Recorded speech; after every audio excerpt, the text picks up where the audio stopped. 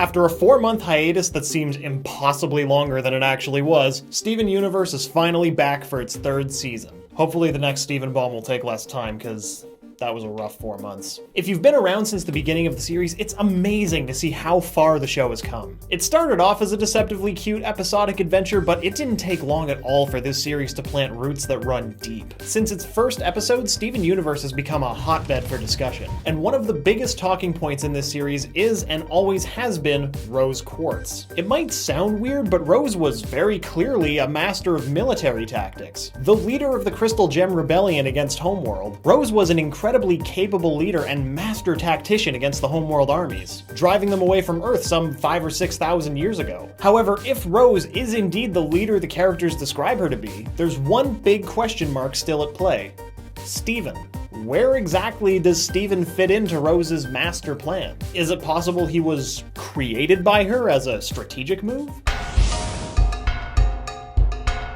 The concept of Steven being engineered by Rose as some sort of super soldier might seem weird when you think about it, but when you look at it strategically, it actually makes a lot of sense. Since Rose and Steven can't exist at the same time, Rose has been absent for the last few years. And with her missing, we've seen that Homeworld isn't bothering with destroying the crystal gems for the time being. But why is that? It's because they don't see Garnet, Amethyst, or Pearl as threats. In the episode The Return, when meeting our heroes for the first time, the Homeworld soldier Jasper even says that without Rose, the crystal gems are just a waste of her time. Nothing to use the big guns on. With that attitude in mind, we've also seen that they're only really sending small squads to wrap up their business on Earth. Peridot was there on her own doing recon before she even requested Jasper as an escort. Having Garnet, Amethyst, Pearl, and Steven take on small Homeworld squads like this is certainly more manageable and would cause far fewer losses than another large-scale battle like the one that was held thousands of years ago. And with a hiccup here and a reformation there, our heroes have managed to fight them off, even with so few crystal gems left defending Earth. At this point, it's fair to say that the crystal gems have the element of surprise over Homeworld gems. And this is because the Homeworld gems vastly underestimate Steven's potential, because when all is said and done, Steven does possess the capabilities of a gem super soldier. In the episode Jailbreak, we see that Steven is effectively immune to a lot of anti-gem technology, apart from a bit of uncomfortable tingling.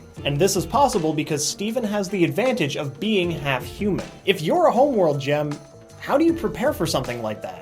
Steven's a wild card, an eventuality that no one saw coming or even knows how to prepare for. There's nothing to look back on when it comes to human gem hybrids. When Steven and Connie fuse for the first time, Garnet, Amethyst, and Pearl are shocked that this is even possible. If the crystal gems who lived alongside humans for thousands of years had no idea of this capability, how would any of their enemies know? With this lack of precedent in mind, something Rose says in line 3 straight to video is worthy of an eyebrow raise. Rose says in her tape to Steven that they can't both exist at the same time and that she's willingly sacrificing her physical form in order to give birth to him. But wait, how did she know that? If no one like Steven has ever existed before, how could Rose possibly know this? Is it possible she's tried this before? There's still a lot we don't know about Rose. I wouldn't be surprised if we ended up finding a few more skeletons in her closet. Not real ones though, it's just that... Actually, yeah, real ones too. After having lived so long beside humans, it seems only natural that one of the gems would start to wonder about our effectiveness in battle. If the last thousands of years have taught us anything, it's that we're no strangers to war. And Rose seems to have this in mind when interacting with Greg. There are times where she seems absolutely fascinated with him, but not so much in a he's the one for me way, more in like a he can use basic tools way. Rose seems to have a fondness for humans, but more in an anthropological sense than anything else. And that makes sense considering she's always been rather removed from humans. So much so that in Story for Steven, she actively tries to drive Greg away, which, to be fair, is a pretty rational thing to do. But in We Need to Talk, Greg asks her, "I'm starting to wonder if you respect me?" Her response? "You're hilarious, Mr. Universe." She's still not referring to Greg by his first name, possibly as a distancing tool to keep herself emotionally detached. And I don't know about you, but someone laughing in my face when I ask them to respect me doesn't exactly fill me with confidence. So, between the way that Rose conducted herself around Greg, the capabilities of a human compared to those of a gem, and the tactical reasoning of such a move, is there any merit to the theory that Rose created Steven specifically as a weapon?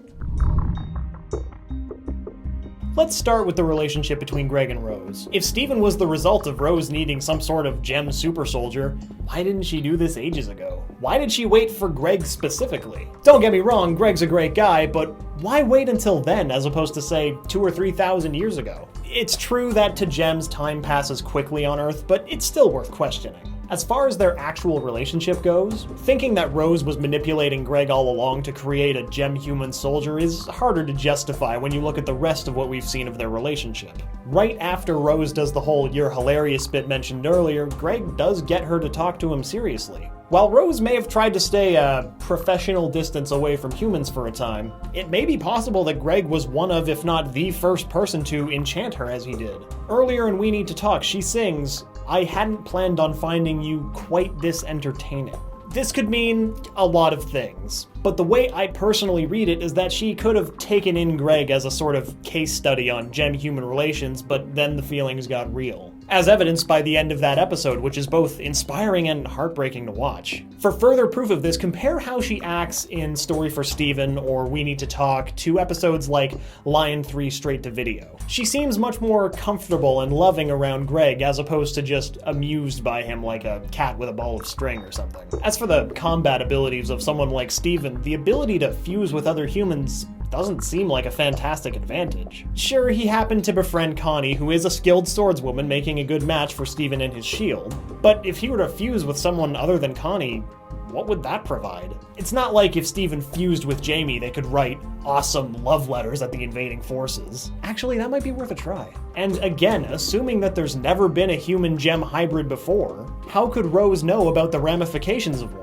How would she know that Steven would be invulnerable to the technology on Jasper and Peridot's ship? Did she have some sort of super future vision that would allow her to see what Steven would be capable of? It might make more sense to just chalk Steven's immunities up to a happy accident rather than a intended outcome. And finally, while we don't know a whole lot about Rose from first-hand experience, the characters in the show swear up and down that she cared for all living things and believed unequivocally in their freedom. If that's the case, Rose really doesn't seem like the kind of person who'd be into genetically engineered weaponry. Especially not if it's her own son. Especially not if she would have to be sacrificed to make it happen. Wrap a new being into a life he never chose fighting for the crystal gem seems incredibly uncharacteristic of Rose. Or is it? The show's just begun its 3rd season and we still have a million questions about the war with Homeworld and the characters' intentions. While Rose's influence is constantly felt, there are still a lot of gaps in her story, and it'll be interesting to see how much will be told when all is said and done.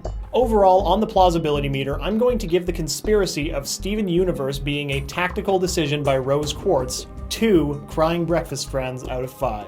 But what do you think? Do you think there's more to Rose than the show is letting on? And which fusion do you still want to see on the show? Be sure to leave a comment down below and let us know if you have any conspiracies you'd like us to take a look at in the future. And if you're new here, don't forget to subscribe to Channel Frederator for new episodes of Cartoon Conspiracy every Thursday.